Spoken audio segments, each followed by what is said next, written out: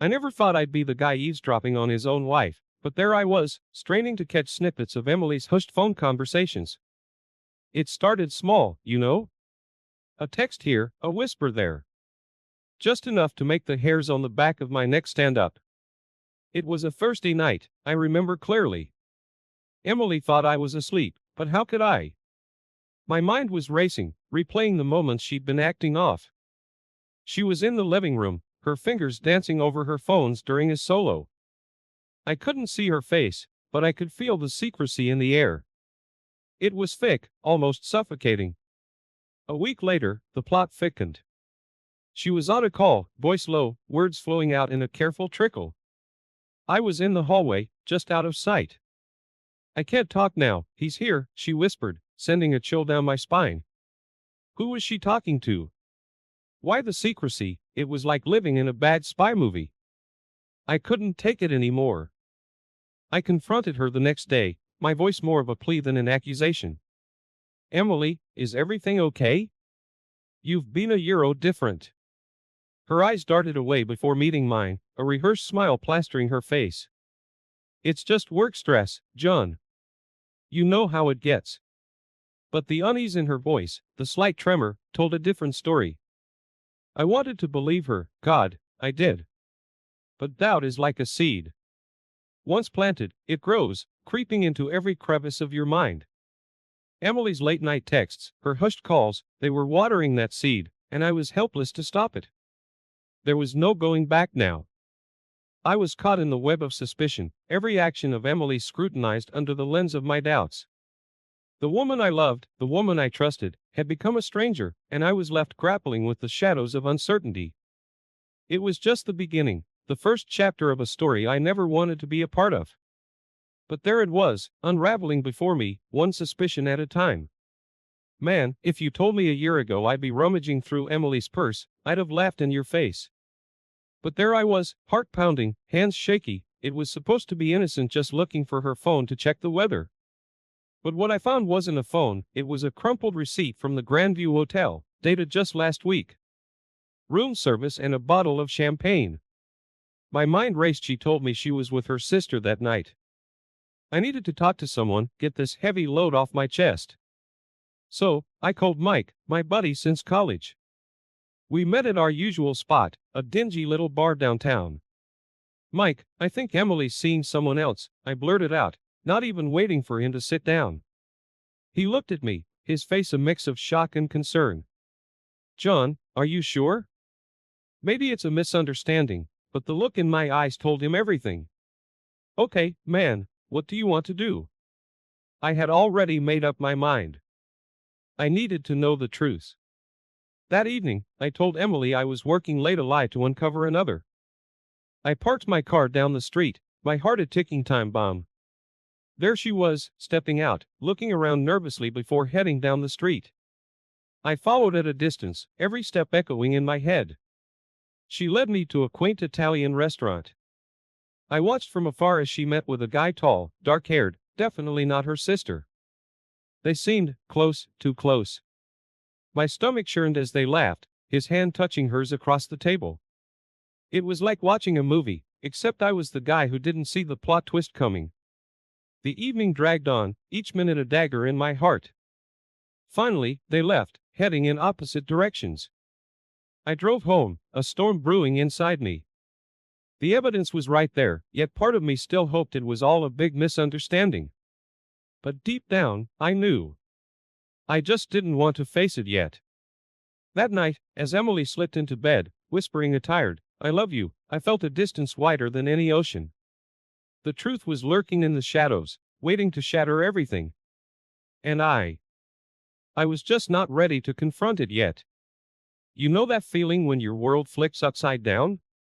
Yeah, I got a first-hand experience of that. It was a Tuesday, a nothing special kind of day, or so I thought. I was walking past this cafe, the one Emily loves for their artisanal coffee. And there she was, sitting by the window. Not alone, though. With her was this guy, someone I'd never seen before. I should have walked away, I guess. But I couldn't. It was like my feet had a mind of their own. So, I stood there, outside, looking in. They were laughing, her hand casually touching his. It was like a punch to the gut. I mean, we had our issues, but this? I never saw it coming. I stumbled away, each step heavier than the last. The images from the cafe played on a loop in my head. Emily, my Emily, with another guy. It felt unreal, like a bad dream. But the ache in my heart? That was as real as it gets. The rest of the day was a blur. I tried to make sense of it all, but nothing added up. By the time I got home, I was a mess, a whirlwind of hurt and anger. Emily was there, cooking dinner, acting like everything was normal. I couldn't take it. Who is he, Emily? I asked, my voice barely above a whisper. She froze, spoon midair. The look on her face said it all, even before she spoke. John, I can explain. But what followed wasn't an explanation, not really. It was a confession. She met him a few months back, things got out of hand, she never meant to hurt me. I listened, or at least I tried to. But her words were muffled by the sound of my breaking heart. Betrayal is a strange thing. It doesn't just hurt, it hollows you out, leaves you empty. We talked for hours, or maybe it was minutes. Time didn't make sense anymore. She cried, said she was sorry, that it was a mistake. Part of me wanted to scream, to lash out. But I just sat there, numb. That night, I lay in bed, staring at the ceiling. My mind was a battlefield, love and hurt colliding. I thought I knew Emily, thought our love was solid. But as I lay there, next to her yet miles apart, I realized I was living a lie. The truth? It was as bitter as it gets. And I was just starting to taste it. The days after the confession were like walking through a fog. Emily, she was trying hard, you know. Her eyes were constantly filled with this plea for forgiveness. She'd say things like, John, I'll do anything to fix this. And a part of me, a big part, wanted to believe her, to wipe the slate clean. So, we made this pact, a sort of last-ditch effort to salvage what was left of us. She cut all ties with the guy, and I tried to bury the hurt. We started going to this marriage counselor, Dr. Lewis. The office was this cozy little room, filled with books and those cliché copyright motivational posters. Dr. Lewis was okay, I guess. He had this calm way of talking, like every word was measured. Communication is key, he'd say. And we'd talk, Emily and I, about everything. The affair, our feelings, the distance that had crept into our marriage. For a while, it seemed to work. We'd have these moments, brief flashes where it felt like the old times. Emily would laugh at my jokes, and I'd catch myself looking at her, really looking. And seeing the woman I fell in love with. But, you know, trust is a fragile thing. Once it's broken, it's like trying to glue back a shattered vase. You can put the pieces together, but the cracks, they're always there. And no matter how much I wanted to, those cracks in our marriage, they never really went away. There were nights when I'd lie awake, watching her sleep, and my mind would race back to that cafe, to the lies. I hated it, hated that I couldn't get past it. Emily sensed it too. Sometimes, she'd catch me lost in thought and her face would fall, knowing where my mind was. Despite our best efforts, something fundamental had shifted between us. The counseling, the talks, they were like band-aids on a wound too deep. I loved her, I really did. But love, it turns out, isn't always enough. Not when the trust that's supposed to hold it together is crumbling. So, there we were, stuck in this limbo. Two people, desperately trying to hold on to something that was slipping through our fingers. And the worst part? I wasn't sure if I wanted to hold on anymore. Life has a funny way of throwing curveballs when you least expect it. Just when I thought our marriage was hanging by a thread, Emily dropped the bombshell she was pregnant. For a moment, everything else seemed to fade away. The betrayal, the hurt, all of it took a back seat. I remember holding her, feeling this mix of disbelief and pure joy. Maybe, just maybe, this was what we needed to turn things around. The next few months were a whirlwind. We were getting ready for the baby, painting the nursery, buying all sorts of tiny clothes. Seeing Emily with that growing bump, I felt something I hadn't in a long time hoped. I talked to the baby, my hands on her belly, feeling those little kicks. It was surreal, like being part of a miracle. But as the due date got closer, the old demons started creeping back in. Lying in bed at night, I'd find myself wrestling with this gnawing doubt. Whose child was it? The question haunted me, echoing in my head. I loved that baby already, but I needed to know the truth. So, I did something I never thought I'd do. A week after our baby was born, a beautiful little girl with Emily's eyes, I ordered a DNA paternity test. It felt like betrayal, doing it behind Emily's back. But the uncertainty was eating me alive. I remember the day I sent off those samples like it was yesterday. My hands were trembling, heart pounding in my chest. It wasn't just a test, it was the deciding factor of my future. My family's future. The wait was agonizing. Every time I looked at Emily, or held my daughter, I felt like I was standing on the edge of a cliff. The possibilities played over and over in my mind. What if she's mine? What if she's not? Then the results came. I opened the email, my breath caught in my throat. And there it was, black on white. I wasn't the father. The room spun around me, and I felt like I was falling into an abyss of hurt and betrayal all over again. I stared at my daughter, sleeping peacefully in her crib. She was innocent in all this, a tiny beacon of joy in a sea of chaos. I loved her, I realized, regardless of what that test said. But could I live with the lie? Could I be the father to a child that wasn't mine, with a woman who had broken my trust? It was the hardest decision I ever had to make. And as I sat there, holding that piece of paper that tore my world apart, I knew things were about to change. All over again. The moment I opened that envelope, it was like time stood still. Not the father. Those 3 words echoed in my head, a deafening silence that drowned out everything else. I sat there, the paper trembling in my hands, feeling like my entire world had just crumbled into dust. I couldn't think, couldn't breathe. My daughter, the little girl I had been talking to every night, dreaming of teaching her to ride a bike, to swim. She wasn't mine. The pain was indescribable, a mix of betrayal, loss, and this deep, hollow emptiness. I must have sat there for hours, just staring at those words. It was Emily who found me, her face lighting up when she saw me holding the envelope. "So, you did the test," she said, a cautious hope in her voice. But when she saw my face, her smile faded. "John, what? What does it say?" The words came out in a whisper, my voice a stranger to my own ears. "I'm not the father, am?" Her reaction was a mix of shock, guilt, and this deep sorrow. She reached for me, but I couldn't bear her touch. Not then. The room felt stifling, the walls closing in on me. I needed answers, the whole truth. Who is he, Emily? Who's the father? I asked, my voice steadier now, but with a sharp edge of pain. She broke down, tears streaming down her face. It was just one time, a mistake. His name is Mark, from work. I never meant for this to happen, John. I swear, I never meant to hurt you. Her words, her sobs, they were like a distant storm.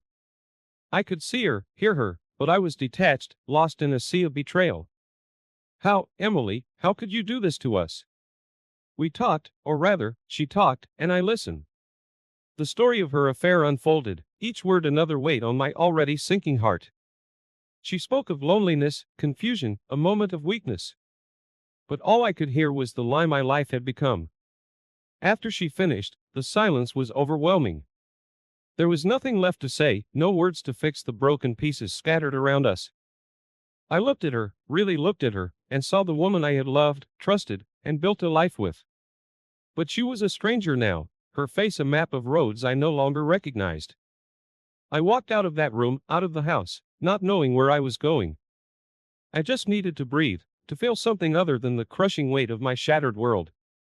The night air was cool against my skin, a stark contrast to the burning chaos inside me. As I wandered the empty streets, the reality of it all began to sink in. My marriage, my family, my future, everything had changed in the span of a single evening. And as the stars blinked down at me, indifferent to the turmoil below, I realized it was the end of one chapter and the beginning of another. A chapter one never wanted, never asked for, but was thrust upon me all the same. I never thought I'd be sitting in a lawyer's office discussing how to end my marriage. Life's funny that way, throwing you into situations you swore you'd never be in.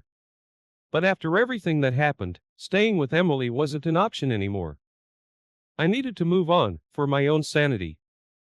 The lawyer's office was this cold, impersonal space, all sharp angles and sterile colors. It felt fitting, considering the nature of my visit. Mr. Henderson, the lawyer, was a no-nonsense kind of guy. He laid out the papers in front of me, his voice steady and impersonal. "We'll need to decide on how to handle the custody arrangements, assets, all of that." Custody. The word hit me like a truck. My daughter, well, not biologically mine, but mine in every way that counted. What would happen to her? I was torn between the hurt and the love I felt for that little girl. "I want what's best for her," I said, my voice barely above a whisper. Mr. Henderson nodded, jotting down notes. We went over everything: the house, our savings, the car. It felt surreal, dividing up the life we built together into columns and numbers. Each item we listed was a memory, a piece of a dream that I once thought would last a lifetime. Drafting the divorce papers was a lengthy process. Mr. Henderson explained each clause, but I was only half listening. My mind kept drifting back to Emily, to the way things used to be. But every time I thought of the good times, the betrayal sneaked in, tainting those memories. By the time I left the office, the papers were ready for Emily to sign. I felt a strange mixture of relief and profound sadness. A part of me still loved her, despite everything. But another part, the part that was hurt and betrayed, knew this was the only way forward. The drive home was a blur. I kept thinking about how to tell Emily, how to start this final, painful conversation. I knew it would break her, but the trust between us was already shattered beyond repair. When I got home, Emily was in the kitchen. She looked up, her eyes searching mine for a sign, any sign, of what was coming. I took a deep breath and handed her the envelope. "I've filed for divorce," I said. The words hung in the air between us, heavy and final. Her reaction was a mix of tears and pleas. "John, we can work this out," she sobbed. But I was past the point of no return. I had given her a chance, and she had broken everything we had. "I can't, Em, I just can't do this anymore." That night, I slept in the guest room, the sound of her crying echoing through the walls. It was the hardest night of my life, letting go of the woman I loved, the life I thought we had. But sometimes, the hardest decisions are the ones that are most necessary.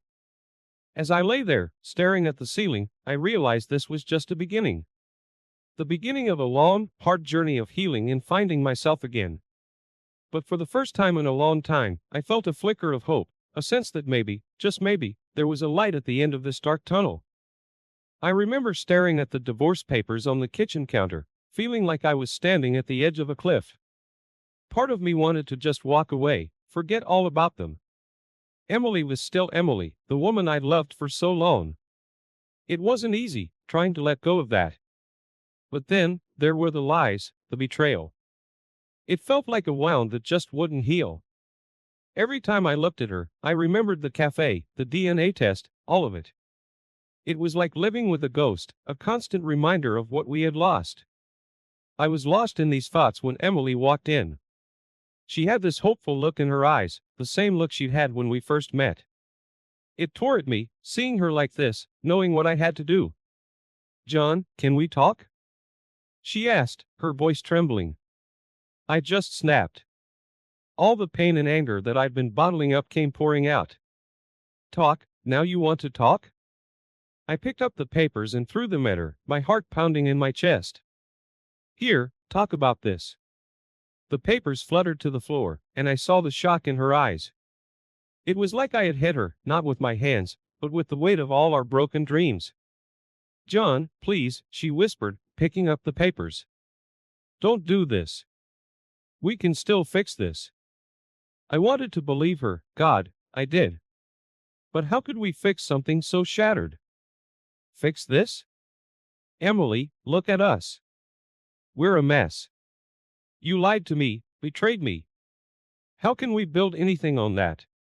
She was crying now, tears streaming down her face. I made a mistake. I'm so sorry, John. I never wanted to hurt you. Her words, they should have been a bomb, but they just felt like salt on an open wound. We stood there, in the middle of our kitchen, surrounded by memories of a happier time. But it was like we were in two different worlds. I couldn't cross back into hers, not after everything. I told her then, told her it was over. It was the hardest thing I'd ever done. She begged, pleaded for another chance, but I was empty, all my forgiveness spent. I walked out of that kitchen, out of the life we had built together. The sound of her crying followed me, a haunting melody of what we used to be. I knew I was doing the right thing, but damn, it didn't make it any easier. That night, I sat alone in my living room. The silence was deafening, the absence of her presence like a void. I had won my freedom, but at what cost? I realized then that this wasn't just the end of our marriage. It was the end of a chapter in my life, a part of me that I'd never get back. And as I sat there, a single man in a house full of ghosts, I knew that the road ahead was going to be a long one.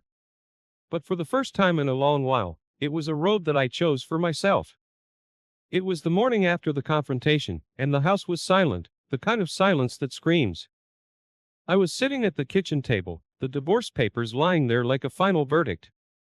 My mind was made up, but my heart? That was a different story. Packing up my life into boxes felt surreal.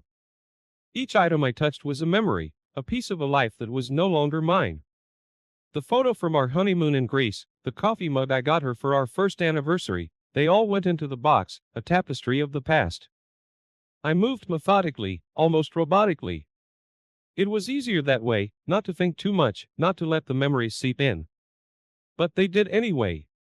With every book, every piece of clothing, a part of me wanted to scream, to throw it all away and pretend none of this was happening. But it was happening. The ring on my finger felt heavy, a symbol of a promise broken. I took it off, placing it gently on the dresser. That small action felt like lifting 100-pound weight off my chest. Emily was at her sister's. I was grateful for the space. Saying goodbye would have been too hard, for both of us. I left her a note, simple words, but it was all I could muster. I wish things were different. Take care, John. What else was there to say? The car was packed, a life condensed into a few boxes and suitcases. I took one last look at the house, our house. It was just a building now, the life we built inside it already fading into memory. As I drove away, the neighborhood blurred past me. I wasn't just leaving a house. I was leaving a chapter of my life behind. It was scary, starting over. But there was also this sense of freedom, a weightlessness. I had no idea where I was going, but for the first time in a long time, the uncertainty didn't scare me. I had a lot of healing to do. The wounds were still fresh, and I knew they wouldn't heal overnight. But I also knew I'd get there, one step at a time. Life had thrown me a curveball, but I was still standing. Broken, yes, but not defeated. The road stretched out in front of me, an open book waiting to be written. I had plans, vague ideas about what I wanted to do, places I wanted to see. But more than that, I wanted to find myself again, the man I was before all the hurt and betrayal. As the miles rolled by, I felt something stir inside me, a flicker of hope, a spark. It was going to be a long journey, but I was ready for it. Ready to face whatever came my way, ready to build a new life, a life where I was the author of my own story. And so, with the sun setting in my rearview mirror, I drove towards the horizon, towards